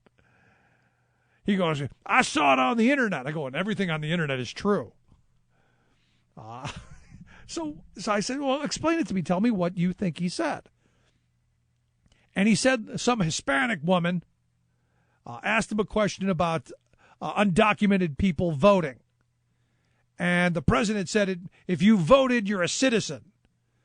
And he said that nobody's going to get in trouble, and all the undocumented and all the illegals can come and they can vote, and that'll make them citizens. And I'm going, that's just dumb. I go, I'm sorry, but that's really just dumb, because that is not even remotely possible in our system. Well, Obama's going to let him. And I'm going, well, it isn't up to Obama to let him, because understand, voting is in the purview of the state. So the federal government doesn't have the ability to say, here in Pennsylvania where I'm at, for instance, that illegal aliens or undocumented folks can vote. They can't do that. You'd need a constitutional provision to do that. Here in the state, they can't force that. So I went back and I looked it up, because I'm like, well, I got to find out about this now, because maybe President Obama said something dumb. Evidently, this actress, a woman named Gina Rodriguez, she has a fairly popular YouTube channel. She sat down with the president, and she asked a very pointed question.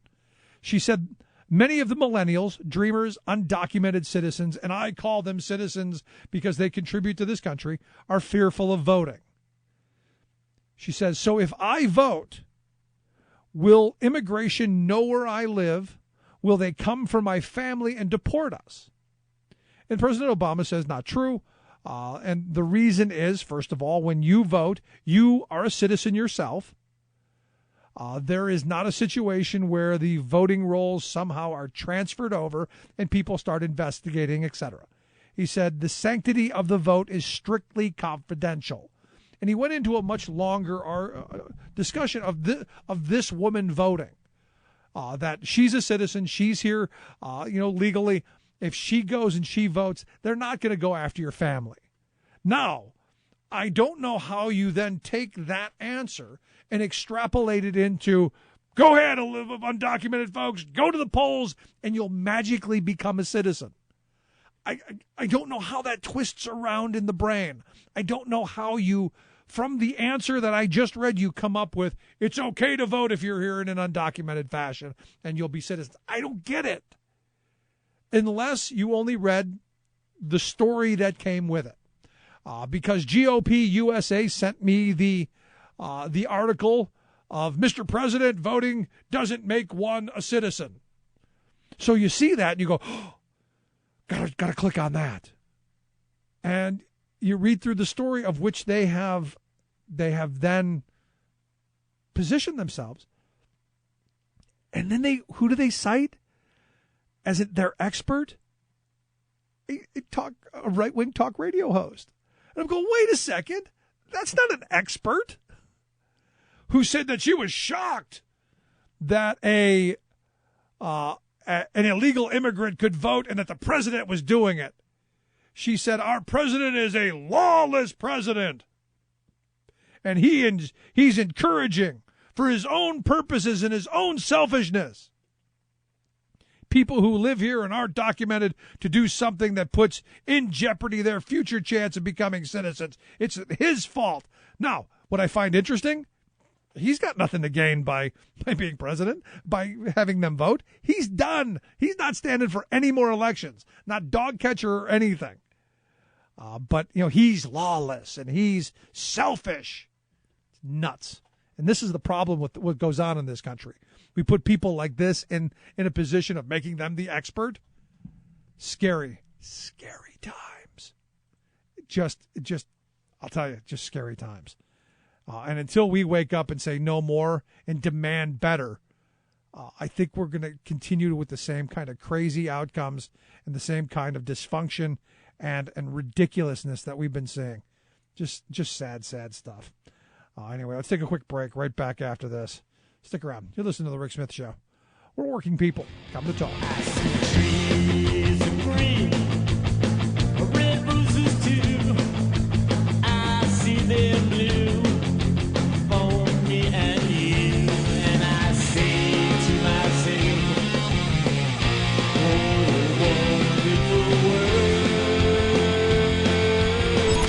because it is all about the children, even after they're born.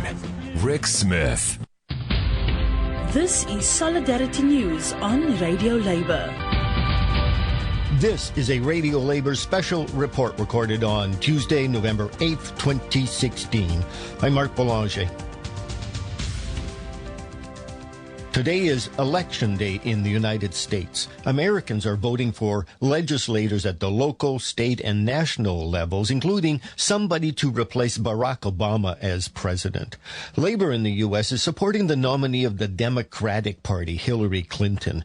She is running against the nominee of the right-wing Republican Party, real estate developer Donald Trump.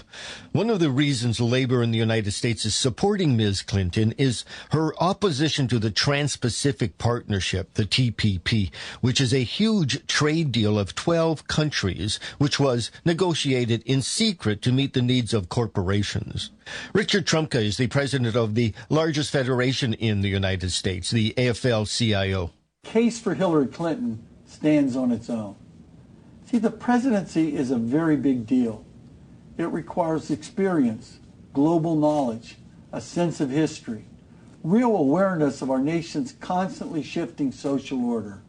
And Hillary Clinton embodies every quality I just described.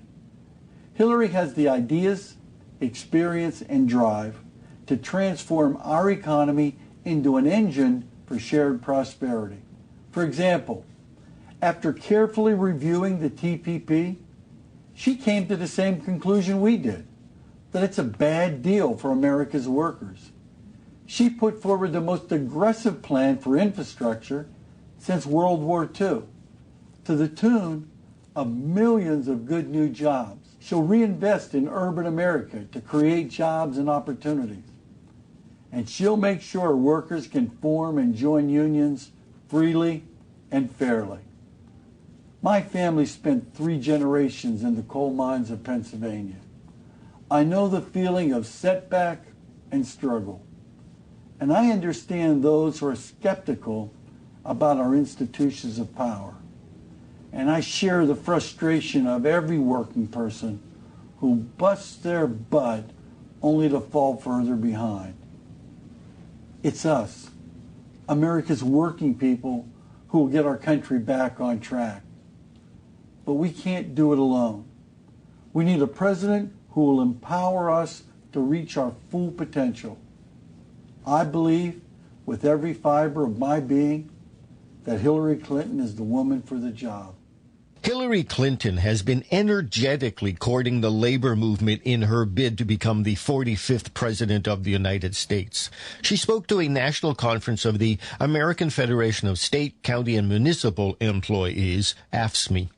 When I am president, working people will always have a seat at the table and a champion in the White House. Because I believe that when unions are strong, America is strong.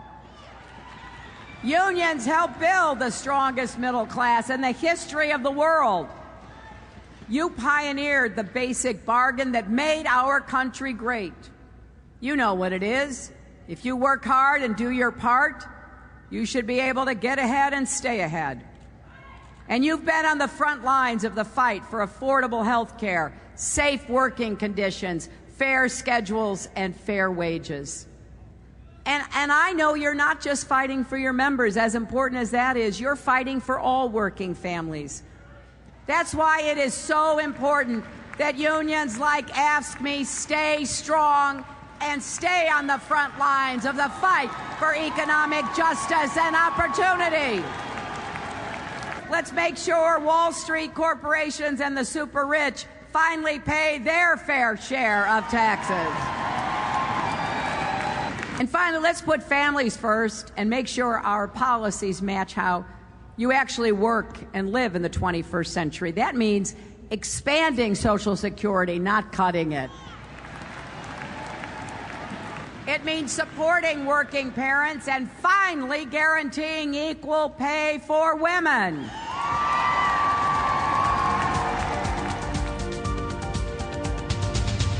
And that's it. International labor news you can use. I'm Mark Boulanger.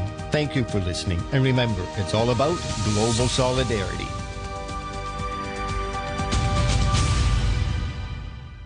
The most important issues of the day. This is The Rick Smith Show.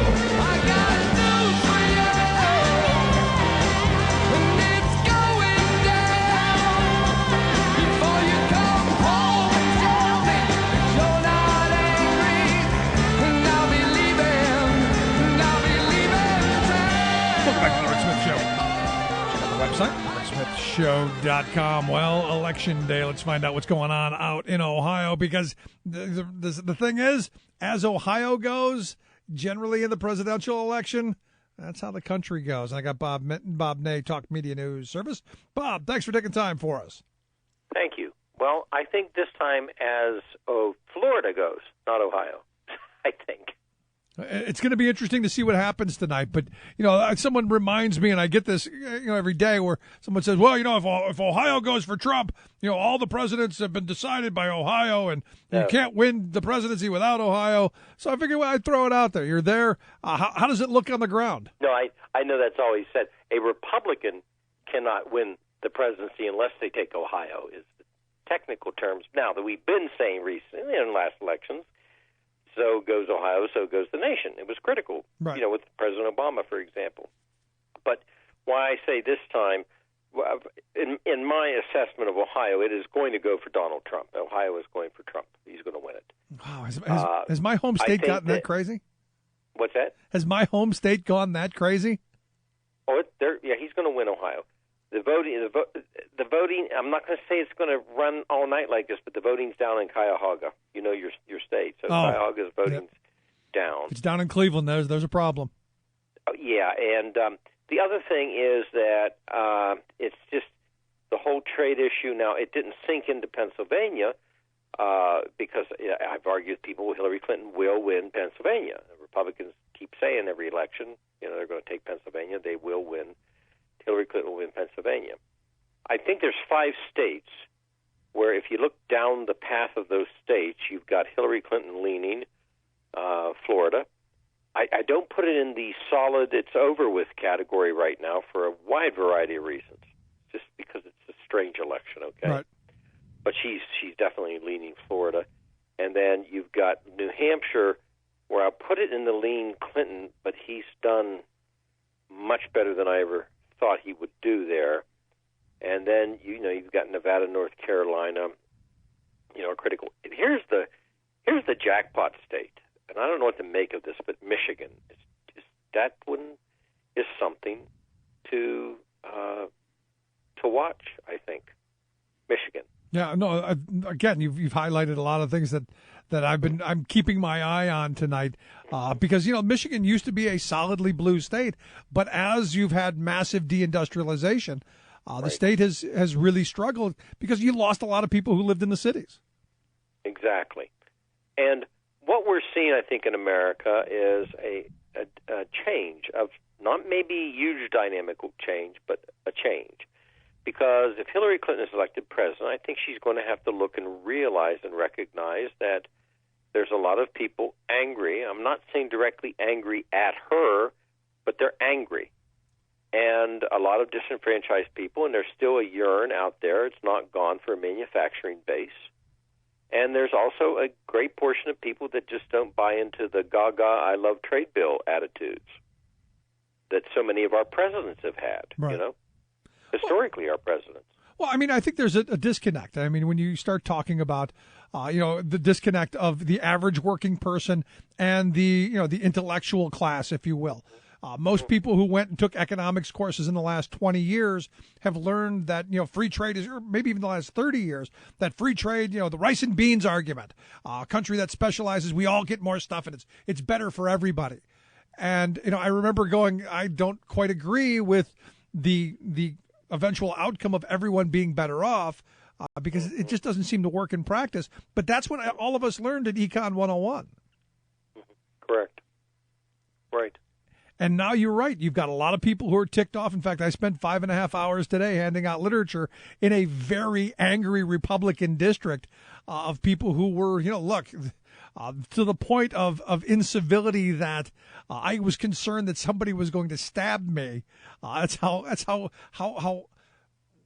reactionary these folks were. And it's you're right. The anger is you could cut it with a knife.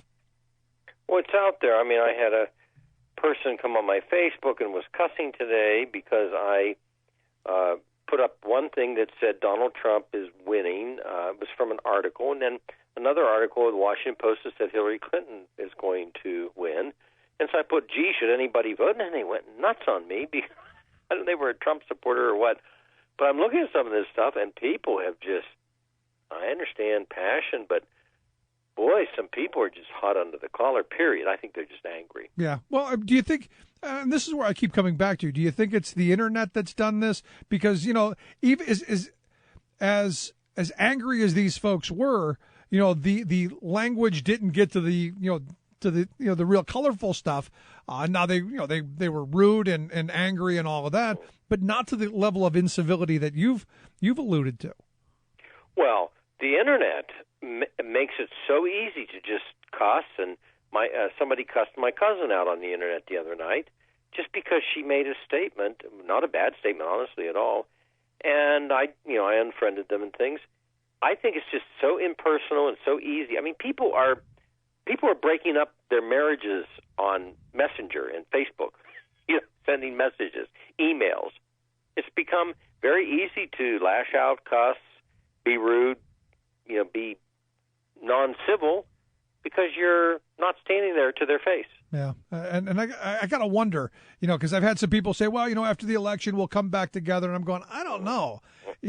I think Trump. I don't think Trump is the one who broke the system. I think we've been heading in this direction for a very long time, and he just magnified who we are. Trump fed on it in a rude way, and Bernie fed on it in a non-rude way, and I mean that flattering to Bernie. He fed on the anger. I'm not saying he faked anything. He knew what was there. He personally felt that way, and it fed on him, or he fed on it, and in a different way, Trump fed on being rude and things. Yeah. Do you see? Still, Trump latched onto the trade bills, and so did Bernie, and Trump latched on to you're being stepped on by the establishment, you're being stepped on by the media, you're being stepped on by the rich people, even though he was rich.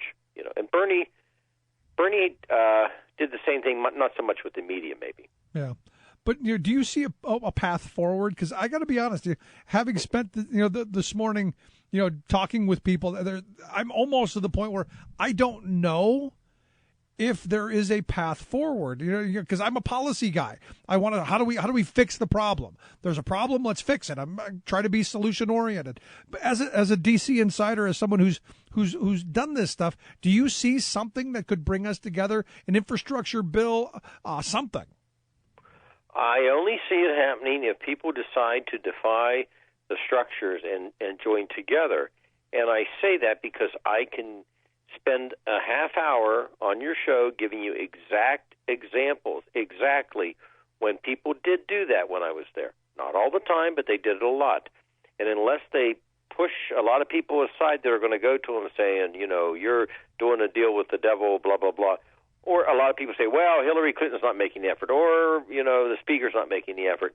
It's going to take people in both parties kind of forming a coalition to say, we're going to do this, with or without you, we're going to make some things work. Right now, I don't see it. No, I don't see it. And, it makes me very frustrated because I do know, despite a lot of problems, it did happen at one time, at least in portions of legislation. Right. In highway bills. It happened in the Help America Vote Act. It happened, in some education bills. When the President Bush wanted to decimate Head Start, some Republicans stepped in and helped stop it. So, I don't know, Rick. I don't see. I'm not real like, okay, election will end. They'll all come together. It's going to be tough. No, because I look at it, if Hillary wins tonight, I'm looking for the first Republican to come out and do the Mitch McConnell. We're going to make her one term, to do the Limbaugh again. I hope she fails. And consequently, I do see if Trump wins, the other side of this. Because there's part of me that thinks if Trump wins, he could be the great uniter that gets the Democrats and the Republicans talking. Well, he could be in possibility, too, because a lot of Republicans are not going to like him. Right. Look, Paul Ryan and he are not going to get along. All right? It's not going to happen if he gets elected. No. Now, Hillary Clinton, if she had Bill Clinton's style, if you take him back even to the Gingrich years, she can do some things. But you got to really, do that kind of Clinton magic. Yeah, well, it's going to be interesting to see where we go tomorrow, and it'll be interesting to see what comes out of this evening. Last question I got for you. Let's say Trump loses. Does he give a concession speech, and does he call Hillary to congratulate her? What's your thought? He might call her, but he's going to say it's rigged. So you're expecting a temper tantrum like I am? I don't expect a bunch of violence or anything around it. But I think he'll say it's rigged. Yeah. Okay, it's actually a very safe bet. Yes. So there you go, Bob. Appreciate the time, man. Thank you. Bye-bye. Bob Nade, Talk Media News Service. Quick break. Right back. Stick around. Listen to the Rick Smith Show.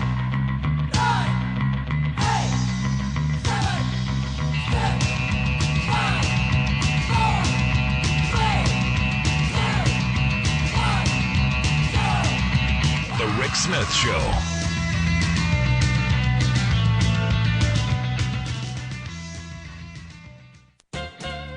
Breaking news. An amazing new school for political activists is training thousands of people to be community organizers using Saul Alinsky's classic manual, Rules for Radicals. Called the Grassroots Leadership Academy, the school gives how-to lessons in everything from mounting successful protest actions to recruiting middle-of-the-road voters. Progressives need this, but wait, who's that hiding behind Saul Alinsky? Good grief, it's the Koch brothers. Yes, this grassroots outfit has been set up by the gabillionaire Koch boys to train cadres of right-wing corporatists to spread their ideological laissez-faire dust across the land. The academy is run through Americans for Prosperity, Charlie's and David's political wing, which put up $3 million to get it going. About 10,000 people have gone through some of the training sessions in 36 states. The brothers' grandiose scheme is to take over the Republican Party and use it as their tool to rebuild America itself into a Kochlandia ruled by the super-rich. Even their money, however, can't overcome one huge barrier, their message. The Academy's curriculum, for example, is loaded with such corporate nonsense as a course titled The Moral Case for Fossil Fuels. Attendees were indoctrinated with two overarching lessons. One, freewheeling corporate power, unrestrained by labor, environmental, or other public protections, good. 2, Social Security, unemployment benefits, and other social programs, bad. This is Jim Hightower saying Koch College for right-wing social engineers is peddling a status quo agenda of corporate elitism, which the vast majority of Americans are now openly rebelling against. It's like trying to sell chicken salad made of chicken manure. There's not enough sugar in the world to make people swallow that. What do the corporate powers from Wall Street to Walmart have in common? They hate the Hightower Lowdown. You can see why at www.hightowerlowdown.org. From United Nations headquarters in New York, this is your World in 2 Minutes. I'm your host, Luke Vargas, for Talk Media News. Remember when Hillary Clinton said this at the second presidential debate? I hope by the time I am president that we will have pushed ISIS out of Iraq. Many analysts laughed off that suggestion at first. Remember, the battle for Mosul had yet to begin at that point, but it increasingly looks like the Islamic State won't be much of a caliphate for long. On Saturday, the rebel Syrian Democratic Forces announced the start of their Raqqa liberation campaign in what the Pentagon calls the first phase of a U.S. plan to recapture the caliphate's Syrian capital. With the Obama administration quickly drawing to a close, the fight against the Islamic State keeps on accelerating. Maybe Hillary Clinton's prediction will come true after all. And speaking of American politics, UN climate talks have begun in Morocco, the first round of yearly talks after the Paris Agreement on climate change came into effect last week. And one candidate really doesn't like that. We're going to cancel the Paris Climate Agreement and stop all payments of the United States tax dollars to UN global warming programs. Morocco's foreign minister, who's chairing the climate talks, doesn't think that's a viable option. He told reporters in Marrakesh over the weekend that there is no possible turning back in the negotiation of what was agreed in Paris. We can only advance, he said. With the Paris Agreement in effect, the U.S. must wait 3 years before backing out, though Trump could always ignore America's emissions reduction pledges. UN spokesperson Stéphane Dujarric. We hope that whoever occupies the White House in 2017 will continue that leadership role for the United States. As far as we're concerned, the debate over the science is done. It's a question of how you deal with the problem. For more global news headlines, visit TalkMediaNews.com.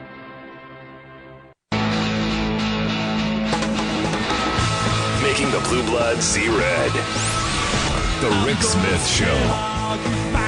You may be surprised. People all over this world are getting organized to bound to lose. You fascists are bound to lose.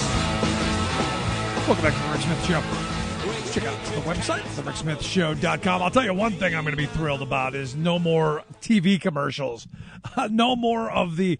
And I'll tell you, seeing 30 seconds, 60 seconds of all the Donald Trump clips, all back-to-back of all the horrible things that he has said, put right in front of my kids every minute of every day. I'll be honest, something I'm not thrilled with. So on that vein, I'll be happy to see this over. As someone who this is my Super Bowl, I'm going to miss it. I'm going to miss this election cycle. But to be honest, this one has been mean. This one has been nasty. This one has been angry. I would much prefer 2012 again. That was a lot more fun. There was a lot more colorful characters who weren't bullying and mean and ugly and all of the things that we've seen. And I don't mean ugly in a look in the mirror way. I mean ugly in a personality, just mean, nasty kind of way. And to me, that's not the kind of country I want to be. That's not where I want my kids to grow up. In fact, my wife was talking to my two younger kids about the election because all of their friends at school are all Trump people because we live in Trumplandia here. So, they're all Trump without, really knowing why. But the kids, are telling my kids, "Oh, Trump, we love Trump," and they're taking heat because mom and dad at home were Bernie people and voted for Hillary. So they're going to go along with their peers to get that peer pressure going. And my wife was explaining to them, as we've been having these conversations about locker room talk and what's appropriate touching and all of that stuff that thanks presidential election cycle. And she's saying, look, that's not the world we want you to live in. And what's interesting is that my wife was really, until these last couple of weeks, an extremely apolitical person. She didn't get involved in all of this discussion.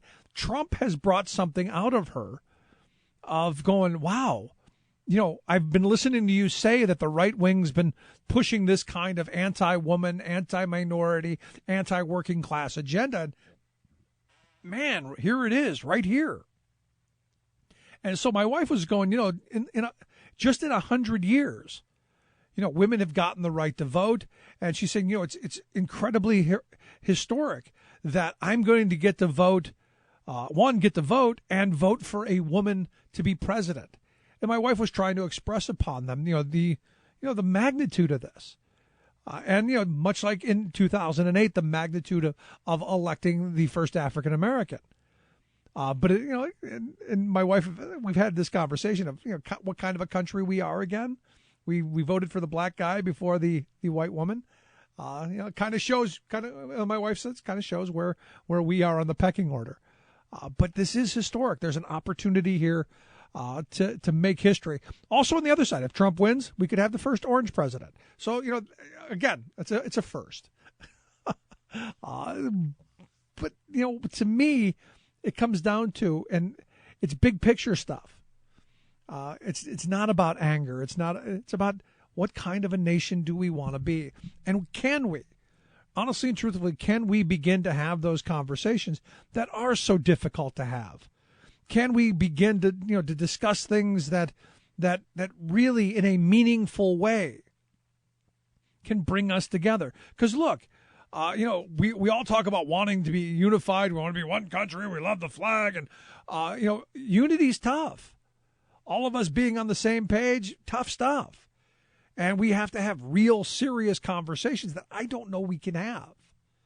And painful conversations. Because, look, I listen to a lot of people say, well, this. And I go, yeah, how do we fix that? And that's where things break down. We can complain a lot. I heard a lot of complaining. And then I'd say, well, what's the solution? What do you advocate for? And it's crickets. I go, because, look, I can tear a house down. Does that make me a carpenter? No, it just makes me a guy who could tear a house down. How do we go to that action stage? How do we get to the place where and this is one of the things that gets me. I heard this a lot. Why can't we just do something on property taxes? Why don't they do something? I go, because it's a complicated issue. No, it's not. You just get rid of it. I go, well, then what do you replace school funding with? Well, something else. I go, well, what? Tell me, what do you think we could get passed through? And my problem, again, I come back to the lack of understanding of how complicated this stuff really is and to actually get it right. Look, I beat up on Obamacare all the time. Not a fan. I do think its goals were laudable. I think making sure that everyone has health insurance is an important thing. But I thought it was much too complicated. And there was too much being done, in my view, when we could have simply just opened up Medicare for all, affixed a price to it. We already had the infrastructure. It's already wildly popular. It's already something that's accepted. We could have easily done that. But no, you had to create a whole new system from scratch. And you see how complicated this stuff is, which is why I think you need to have really bright people who can articulate their positions and also advocate for working people. So I don't know that we can do it. I don't know that as a nation we can move forward. I fear 4 more years of dysfunction, gridlock, and animosity. And to me, that's something I don't think anybody wants. But I'll tell you, I'm looking forward to tomorrow. We begin our vacation. We're going to take 2 weeks off to kind of decompress. And I'd love to hear some of your thoughts, what you think tomorrow should look like, where you think we should be going. And I think a lot of people are going to do just what we're doing here at the show. We're going to be replaying our civil rights tour. So the folks who haven't heard the 18 days we did traveling throughout the southern U.S., talking about the civil rights era, will have an opportunity. It's a great bit of radio, and I look forward to hearing some of your responses to that as well. Thank you for being here. Thank you for being such a great audience, and thank you for all of the participation and all the love that you've given me over this really interesting time. I appreciate it. Thanks so much for being here. You've been listening to The Rick Smith Show. Together, we can make America better. Email rick@thericksmithshow.com or interact with us anytime at thericksmithshow.com. Until next time, this has been The Rick Smith Show, where working people come to talk. It's coming like the tide of flood beneath the lunar sway.